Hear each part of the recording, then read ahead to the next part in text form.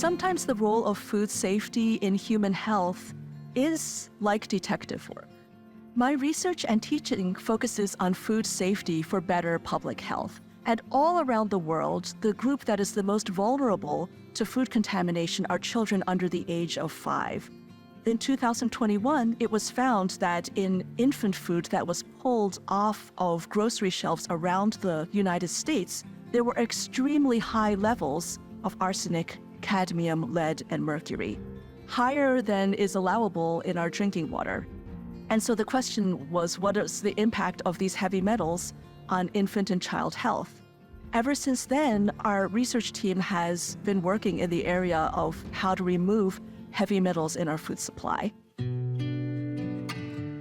There are certain methods that we can use in the field that would prevent crops such as rice from taking up as much arsenic.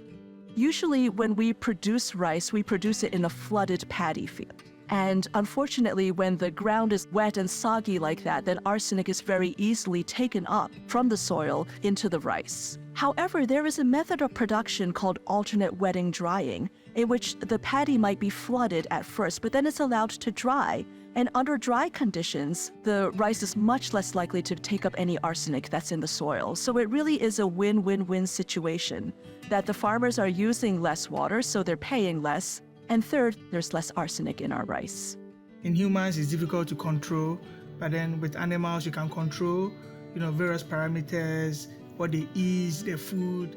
When you're teaching, you get excited when they become excited by what you're teaching them. You become more motivated to do work that really has an impact on the world.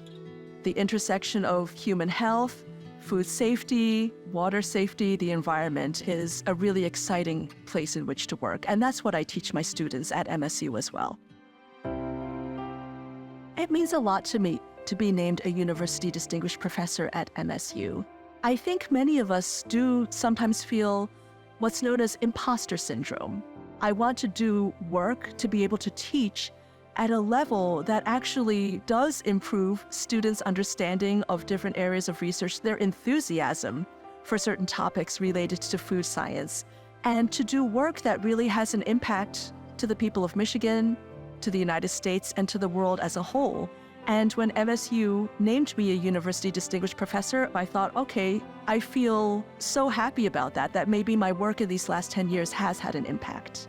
And that's meant so much to me.